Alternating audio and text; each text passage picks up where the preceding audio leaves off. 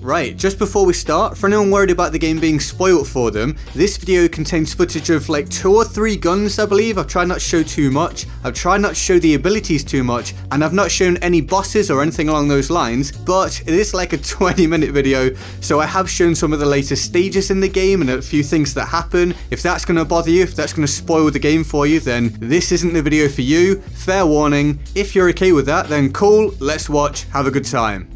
Ladies and gentlemen, welcome to the video. I'm GetGoodGuy and this is Rage 2, a new open world shooter developed by Avalanche Studios, who are responsible for Mad Max and Just Cause, with assistance from id Software, who developed the Doom reboot from 2016. And it's published by Bethesda, and I know some of you are already groaning because I said Bethesda after the Fallout 76 debacle. I get it. But give me a chance to go over this before you jump to any conclusions. So let's get a few things out of the way very quickly. I'm looking at the game as it is now, having just come out. Obviously it can change and perhaps improve with future patches, DLC, all that kind of stuff. That said, despite it just coming out, I've played about as much as is humanly possible without getting an early copy, so my opinion is formed from playing through the main story and doing a very solid chunk of the side mission stuff as well. I've absolutely done my time on this game. I have seen other reviews and early impressions, and full disclosure, there are some out there that are far more positive than this video is going to be. I was interested in what others thought, but I'm not going to let it sway how I present the game to you. My coverage is going to be much more mixed, and I intend to cover a lot of things that I haven't seen mentioned elsewhere. I'm looking at value for money, and so if you want a TLDR before we really get into this, I think Rage 2 is heavily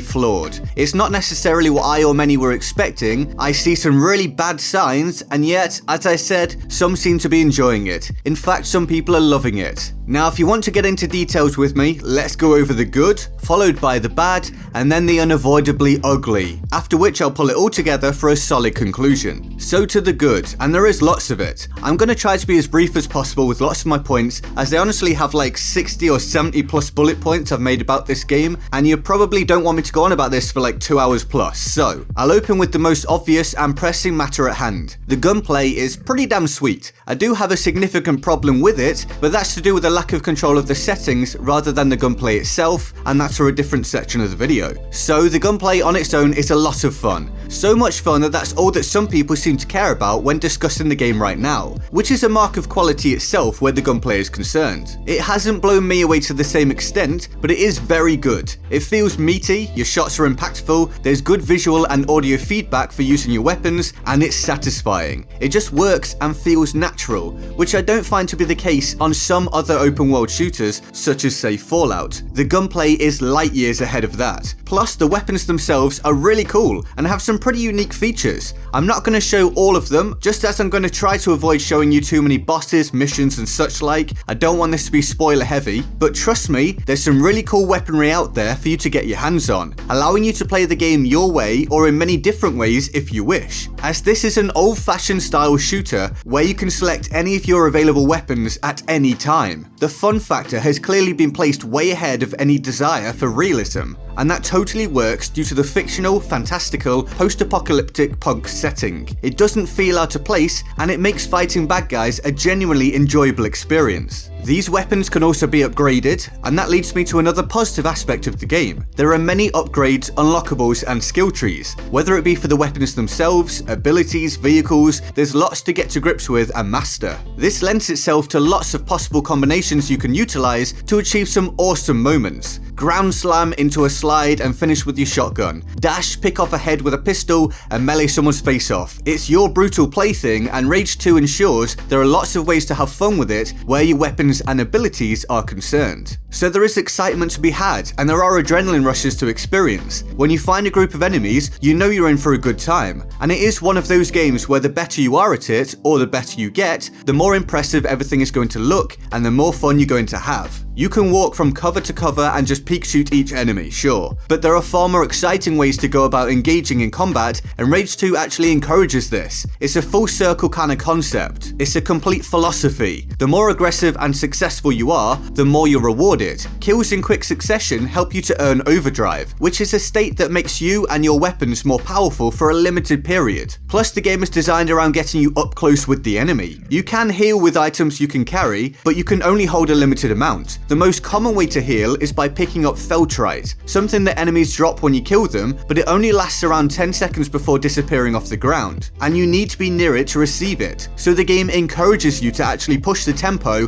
and get involved. This is combined with the weapon selection being decidedly close range orientated. No sniper rifles or anything like that, and that goes for the enemy too. Plus it's visceral, there's blood and guts, ragdoll animations and all that kind of nonsense. It's about close combat, high action fun where the gunplay is concerned, and in that sense, Rage 2 does a very good job. And with the main bulk of Rage 2's selling points covered, let's quickly run through the other positive aspects of the experience. The music is befitting of the gameplay. It's quite Doom-esque, and basically it sounds good if you like that kind of thing. Although I do feel like the timing of it can be a little off here and there, not quite kicking in where it should do as you begin combat, etc., but that's a minor gripe. There's also more colour to be found than in Rage 1, which is absolutely a good thing. I do have some issues with the overall aesthetic of the game, but that's for later. For now I'll say that the extra injection of pinks, blues and all that punk rock look is welcome and adds more variation than the previous title had. The world also has at least a slightly dynamic feel about it. Fights are happening before you reach them, and there are some vehicles and convoys travelling around the map, although it does still feel highly structured and not particularly organic, but at least it's there. And to close out the good, I played Rage 2 on all of the difficulty settings. The footage you're seeing is a total mixture of easy, medium, hard and insane. And although I prefer a game with a set difficulty level, this does at least provide a different level of challenge depending on what the individual would like to experience. So that should make it pretty clear there are some genuine positives to be found in Rage 2, and that most of it centers around the combat experience. Now, let's hit the bad stuff. So this section is comprised of aspects that I personally didn't like, or are things that I feel some players won't like, but they aren't large enough issues to sour most players' view of the game too much. As before, I'll try to run through these things quickly. I'll cover the main downside of the gunplay that I mentioned first. It's to do with the in-game settings. Now I'm playing on an Xbox One X, so this may or may not apply to PC. I feel like it's probably quite different due to using a mouse, but on console, the settings are super basic, meaning you don't have any control over anything like stick dead zones. Your dead zone level means how much you have to move the stick in order for the game to respond. If you're like me and you're used to playing with low dead zone settings, then you'll likely find Rage 2 to feel quite clunky to begin with, which is a shame considering the gunplay is actually good. Turning feels delayed, there's a sense of disconnection, and precise aiming is a trial. This also gave me slight motion sickness, which I tend to get when the timing of movement in a game doesn't line up with what I'm expecting from my own actions. Now most players won't have that problem, and in fact many will be used to just playing each game with whatever the default settings are. But I found this to be a really annoying experience, so I thought it's something I should make you aware of. That said, I did eventually get used to it and learn to kind of ignore it. And Rage 2 does at least have a field of view slider, so I could whack that up and not have to look around as frequently to check my flanks. Moving on, I think the driving is bad.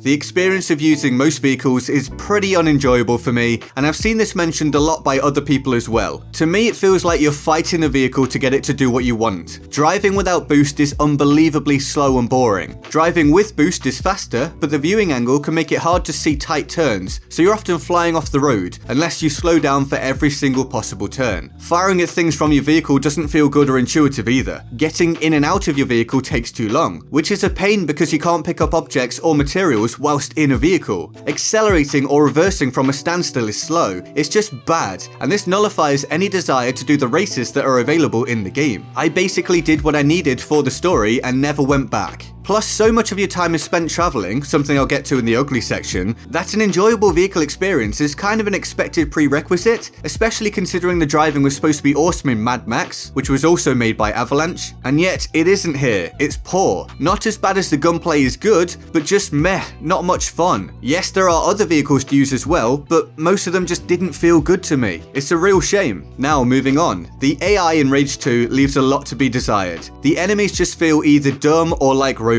It's uninspiring. I saw talk before release of enemies not letting you rest by pushing you when you're weak, and no, it's just nothing like that. It's not organic like that. It's just that some enemies seem designed to charge at you, so they do, often stupidly, and others just do the usual stay in one area and shoot at you. There was also this instance where an AI driving a car was just derping out for ages, like minutes on end. Like honestly, I sat here for so long until I became bored of waiting to see if it would work out what to do. And the enemies don't improve at higher difficulty settings. They don't feel harder to fight based on anything they actually do. They just seemingly deal more damage and maybe take more shots to kill. And I know this is fairly standard for these games, but it just feels meh. The experience is basically the same but more grindy the higher you put the difficulty. Not impressive for me, or likely many of you out there. And actually, some enemies become total bullet sponges later in the game, which kind of messes with the flow of combat. Next up, the story is pretty uninspired and basically unimportant, plus damn short. I think a good player going all out on just the story could likely get it done in like 5 to 6 hours. I mean, it didn't take me much longer than that really, and I did a lot of side mission stuff as well. Some people will be okay with that, as it's just kind of how these games are sometimes, but I don't think that's acceptable personally. For what, 50 to 60 pounds or dollars or whatever? How many people are going to just keep playing the game because of the gunplay and some side missions, etc.? Some will, but not many. And that's where the value for money falls flat for me. They've gone all in on the great gunplay, but provided so little to do with it. There's no multiplayer, it's not a looter shooter, so there isn't exactly the same kind of endgame aspect that you get in something like Destiny. It's just a bit like, what's the point? Just keep shooting things in different ways? Like I say, that's okay for some, but for many this will be a real letdown. I mean, the story didn't even take me to a pretty large area of the map, and I was genuinely surprised when I realized I was getting close to the end of the game. It's a full price release with the lifespan of a game you buy on sale, and I was very close to putting this in the ugly section. I only didn't because I know this is what some people expect from this kind of game. Right, let's run through some of these a bit more quickly. So the resolution on my Xbox One X isn't great. I've seen the same from PlayStation Pro users, and apparently the game is only 900p and 30 FPS on the original Xbox One, so I doubt that looks impressive at all. It just looks like a game that's kind of behind the times. It has an attractive aesthetic in some areas, but overall the execution is kind of old-fashioned. It's not a great looking game overall. Facial animations are way behind the times, and many buildings just look like blocks with little texture from the days of the previous generation of consoles. It's visually pleasing from an art style perspective, but not in terms of actual image quality. This may well be better on PC though, I'm not sure. Now, it's not actually all that funny either, although this is subjective, but the trailer made it look like this was going to be a comic riot. It isn't. I smiled like a couple of times, that was about it. It's actually kind of bland most of the time if I'm honest. And to round out the bad, I've not had any crashing or audio bug issues, but I have heard that others have, so do also keep that in mind. So there's lots of bad, clearly, and different parts of it will affect different people to different degrees. But I don't feel any of it, or at least most of it, drags the good down too far. But now we have the ugly, and this is where Rage 2 essentially just falls apart for me. So I was extremely excited for this game. I mean, I was hyped. I wanted nothing more than to say this game is awesome. But what I'm about to go through is what, if I had brought the game purely for fun, rather than to produce a video, would have made me hate that I spent money on it. I find it boring. Yep, even with all of that sweet gunplay and action that you've seen, it bores me overall. Now, some may point out that I clearly had to play a lot very quickly in order to have seen this much of the game, and I respect that point and agree. If you play a game solidly, then you have an increased chance of getting bored. But what I'm saying is that I was bored fast, and I basically just pushed through in order to make this video. If I were playing for fun, I'd honestly have just put the game down and lamented purchasing it. But why? Well, it isn't the action-packed romp that it's portrayed to be. It's more of an experience of having 2 or 3 minutes of high-action fun and then having to drive some other area to do the same thing. The tempo is constantly broken up, and the missions themselves are just lazy, honestly. You basically go to a place and kill some stuff or find something and then do it again somewhere else. Very few mechanics, very little variation, just fetch quests over and over again. This goes for side missions as well, obviously. It doesn't really matter if it's a side quest or a story mission. The pacing and structure is so similar. Go there, shoot those, do that, done. Yes, the game is about gunplay, but this is a single player experience. You can't just throw away the need for an engaging narrative and interesting mission design just because it feels good to shoot things. Like, yeah, the gunplay is great, but not that great. Not enough for me or many others to ignore that there's actually very little to do. Like, for example, the little side missions where you have to shoot a static tower or turret. Really? I was ignoring these within a couple of hours. You just stand there, shoot it, take some cover, jump a couple things, repeat. It's boring. And actually going through my footage for this video, I started to randomly click around at different timestamps, and I was shocked by how rare it was to find myself actually in combat. So much of the time playing is driving around from one place to another or walking around safe areas talking to NPCs. There's not actually that much action. Engagements are often short and pretty repetitive. Not exactly the super high action stuff that this game was set up to be. There's just so much downtime. And this sucks because the open world itself is shite. Yep, I'd actually go that far. It sucks, dude. It's a poor excuse for an open world. Sure, there are fights here and there and stuff, but it basically feels lifeless. Just lots of desert roads connecting little mission areas. It's bland, it's uninspired, it's old-fashioned. You can call this either a sandbox or a playground. Well, I'm going with sandbox, but a literal sandbox. A box of sand with barely anything of merit in it. How this game can be a full price release with this boring and almost pointless open world with no multiplayer, which would honestly make the game so much better, and a story that can be easily ignored, well, that's just beyond me. Good gunplay only goes so far. There are other games out there where you can shoot things, and they have way more on offer than this. This is a discount game that could be fun for most people for a few hours, that's it, at least if you ask me. Like there are these crops of buildings that just serve no purpose, seemingly just to fill some empty space. I remember I first came across this area and got excited because I thought I'd found an area with some content in it. Nope, just some square blocky buildings with no discernible features and locked doors. Poor, really poor.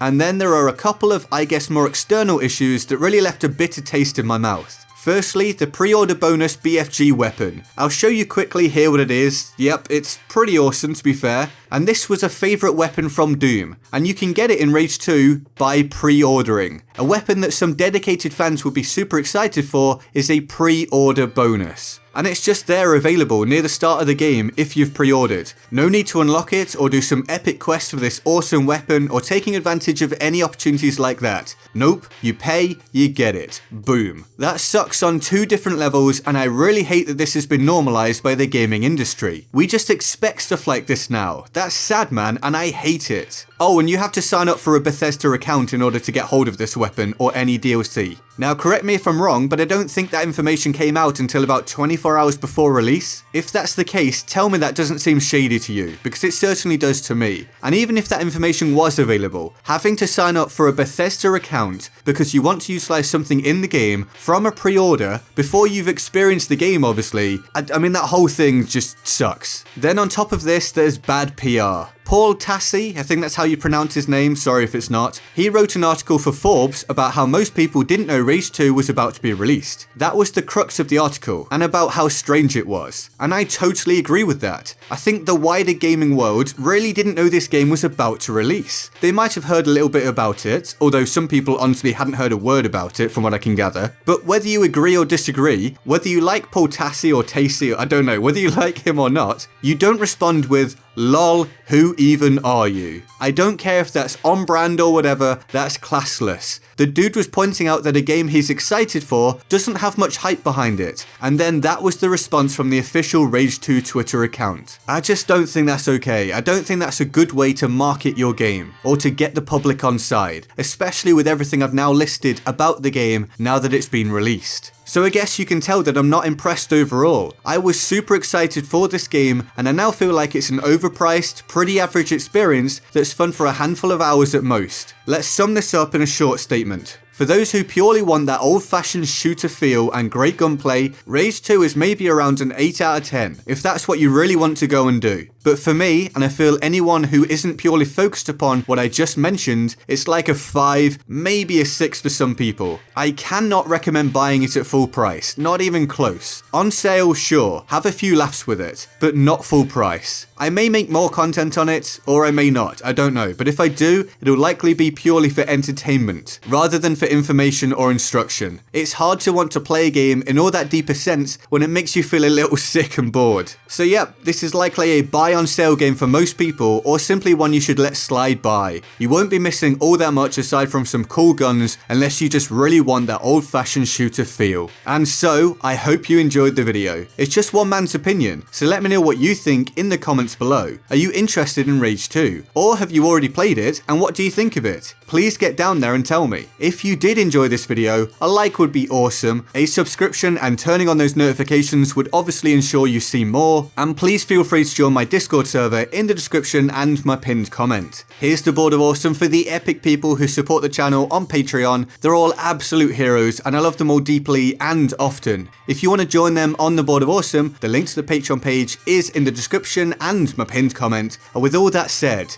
I'm GetGoodGuy and I'll see you next time. Laters.